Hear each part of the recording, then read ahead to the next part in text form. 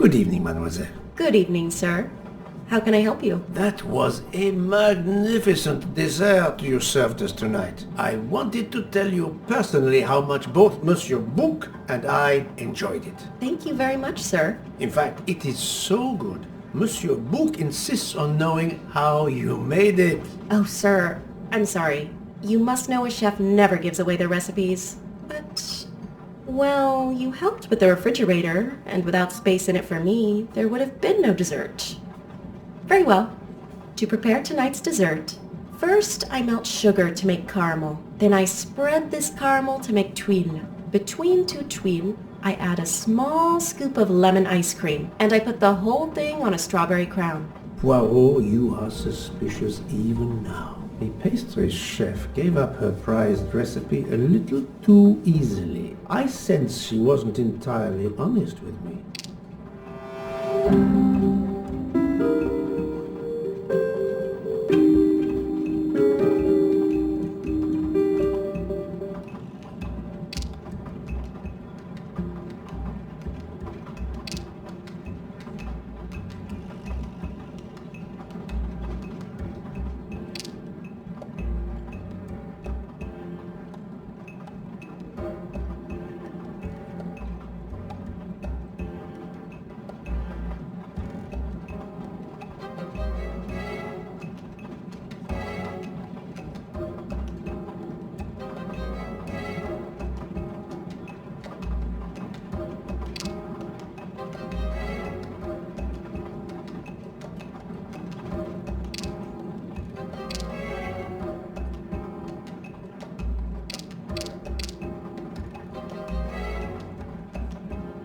Thank you for sharing your recipe with me, but I doubt those are strawberries you're using. Oops.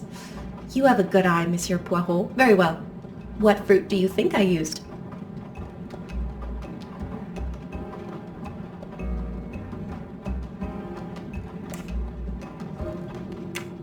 You used raspberries, not strawberries. I'm not fooled. You're right. Mr. Bouc, he couldn't tell the difference. Let's move on to the bottom part of the dessert. My favorite part of the dessert. First, I melted some butter. I crumbled pieces of chocolate into the butter. Then I placed the mix in a circular mold. Finally, I let the whole thing cool down to let it harden.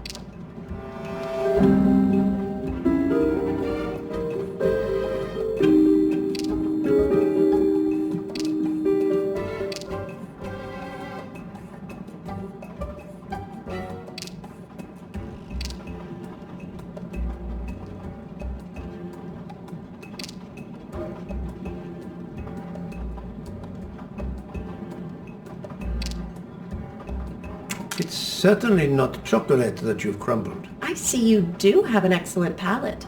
Do you know what ingredients I used?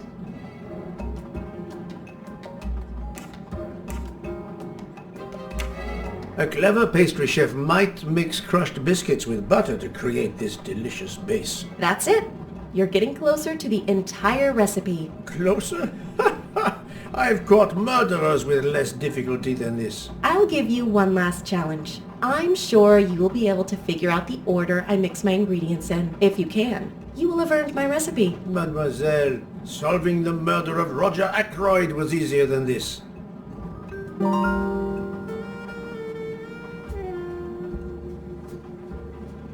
Yes, sir?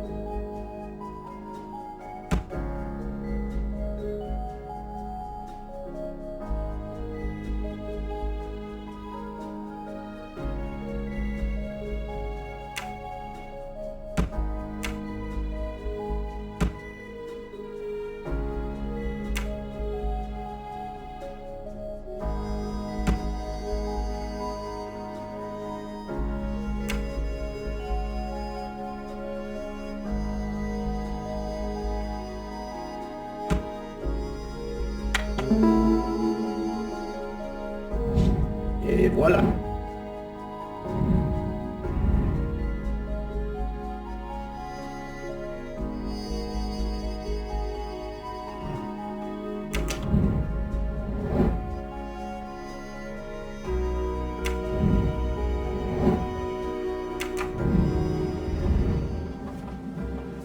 As promised, my recipe is yours.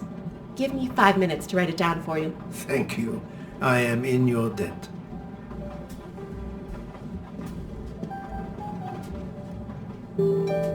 I can take advantage of this moment to resume my little observations of the passengers.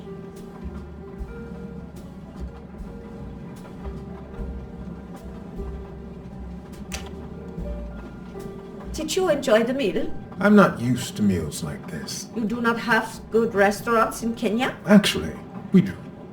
This is in the 1930s. I did not mean to offend. You didn't like the meal? The lobster, it was undercooked, and the potatoes were too dry. I expect, being Princess Dragomirov's assistant, you must be used to eating well. Cooking is an art. You do not need to wear the chef's hat to be an artist. What is your favorite dish? Currywurst. It is a specialty of mine.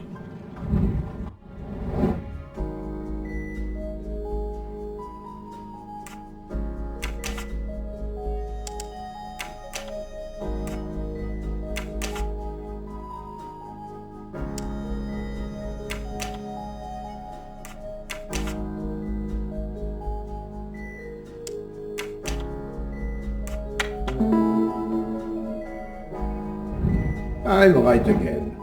That happens to me a lot.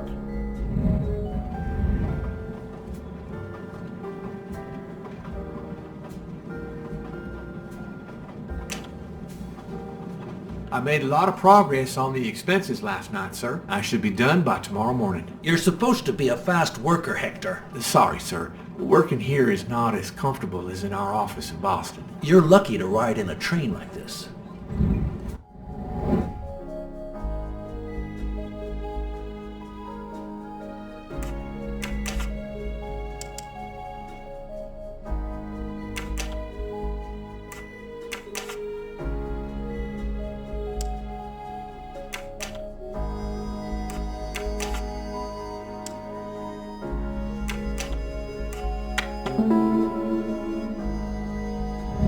That's the right answer. Here you are, sir. My recipe. Please tell Mr. Book he should not expect my recipes for the other desserts. Thank you very much, mademoiselle. I know he will sincerely appreciate the gesture, and I will make certain he gets the message.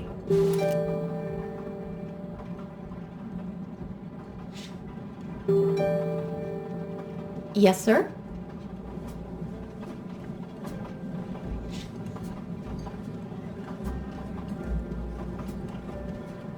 Poirot, you were gone such a long time. It proved more challenging than I expected. This is wonderful. Did it require the use of your little grey cells? More the exercise of my little taste buds. Thank you so much, my friend. Eat your dessert. You've earned it.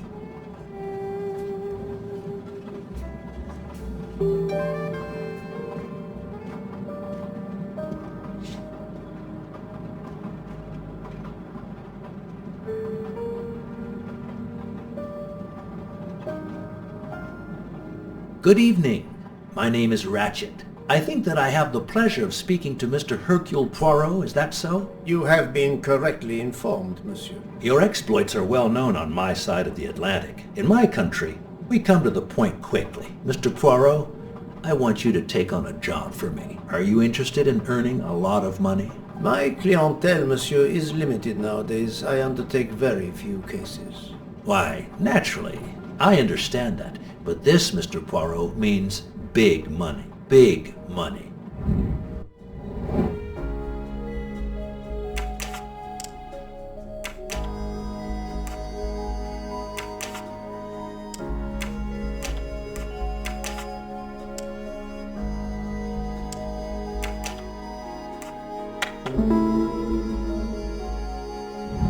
My little grey cells did not let me down. What is it you wish me to do for you, Monsieur Ratchet? Mr. Poirot, I am a rich man. A very rich man. Men in that position have enemies. I have an enemy. Monsieur, in my experience, when a man is in a position to have, as you say, enemies, then it does not usually resolve itself into one enemy only. Yes, I appreciate that point. Enemy or enemies, it doesn't matter. What does matter is my safety. My life has been threatened, Mr. Poirot. Now, I'm a man who can take pretty good care of himself. But as I look at it, a little insurance wouldn't hurt. And remember, big money. I regret, monsieur, that I cannot oblige you. What's wrong with my proposition? If you will forgive me for being personal, I do not like your face, Mr. Ratchet. Now, if you wouldn't mind, I'd like to finish my coffee peacefully.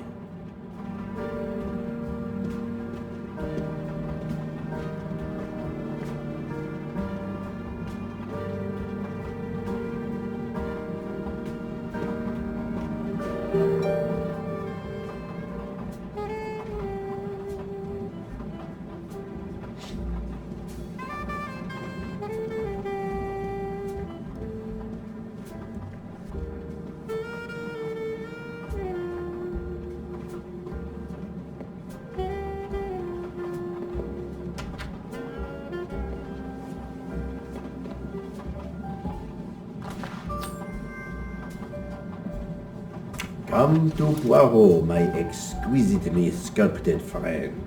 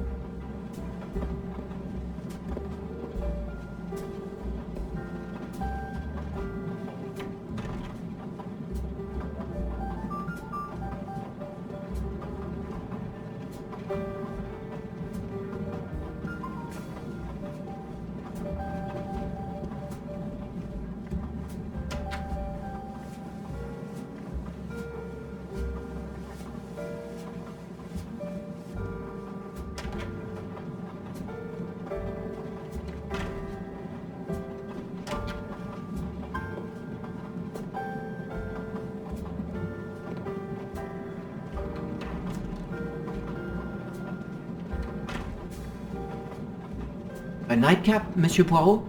A cup of coffee, Monsieur Fauché. Then I will retire to my new compartment. I'm sure you will find it to be most comfortable.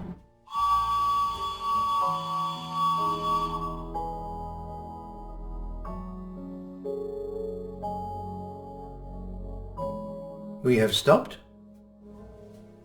Yes, sir. Belgrade Station. If you'd like to go out and get some fresh air, now is the time. The train leaves at 9:15. No, I see that it is snowing. I will not seek out the fresh air. Probably a wise decision.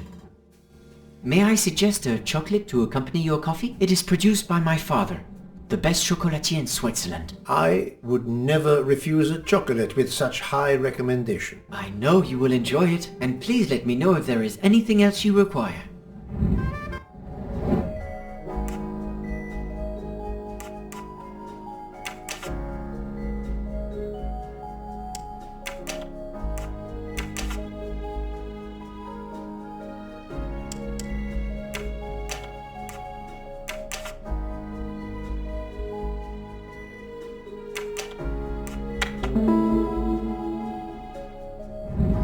That was easy. Everything was perfect. Thank you very much. My pleasure. Is there anything you require, monsieur? No, merci.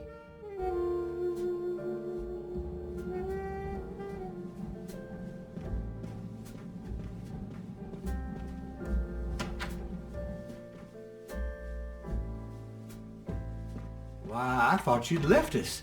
You said you were getting off at Belgrade. You misunderstood me. But, man, your baggage, it's gone. It has been moved into another compartment, that is all. Oh, I see.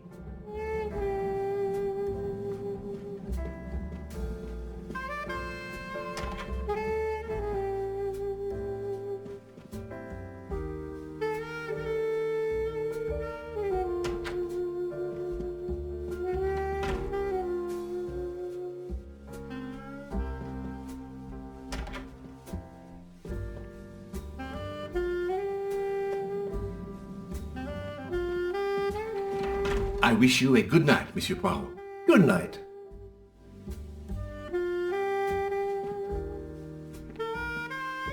I hope you'll sleep well and that your head will be better in the morning. It is just the cold. I'm now making myself a cup of tea. I hope it'll warm you up.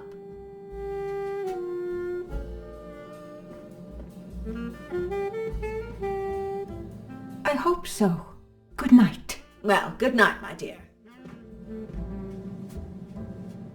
What a brave girl. On the other hand, that man there in the next cabin, Monsieur Ratchet, he scares the hell out of me. There's something wrong about that man. My daughter always says I'm very intuitive. When Mama gets a hunch, she's dead right. That's what my daughter says. And I've got a hunch about that man. He's next door to me, and I don't like it. I put my bags against the communicating door last night. I thought I heard him trying the handle. Well, whoever you are, I'm going right to bed to read. Good night. Good night, madam. Whoever I am?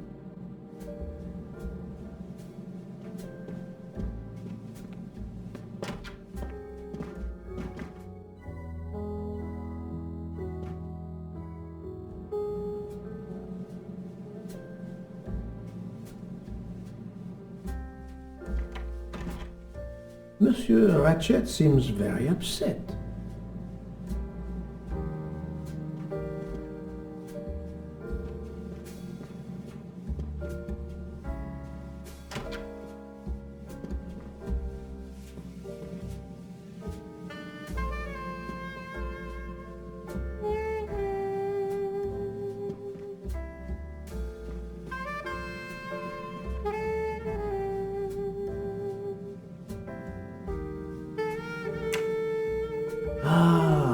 Finally a real bed fit for a king or a very tired detective.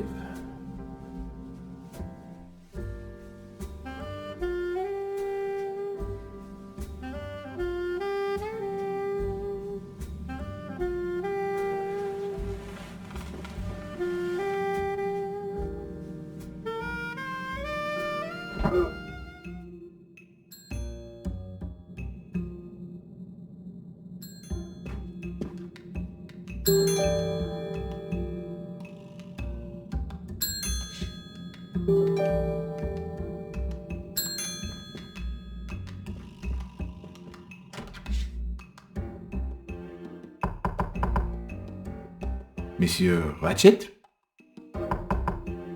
Ce n'est rien, je me suis trompé.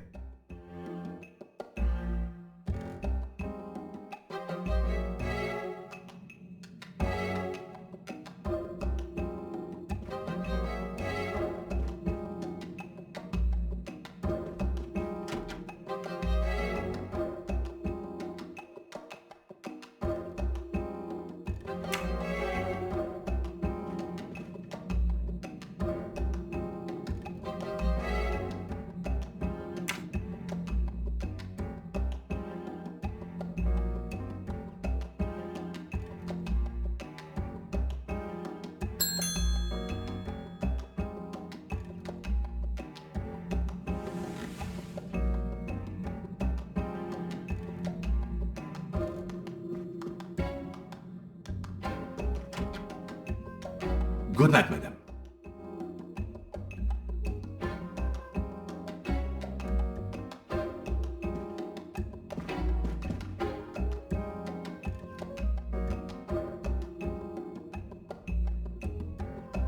The American lady? Yes, don't worry. You'll know how Mrs. Hubbard is. Imagine to yourself the time I have had with her. She insists, but insists, that there is a man in her compartment. Just imagine it, monsieur.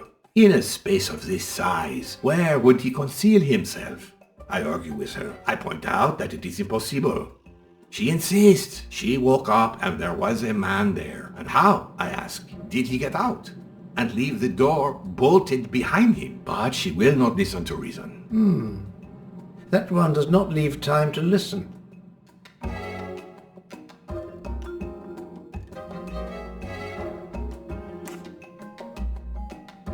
The train has stopped, Mr. Michel. We have run into a snowdrift.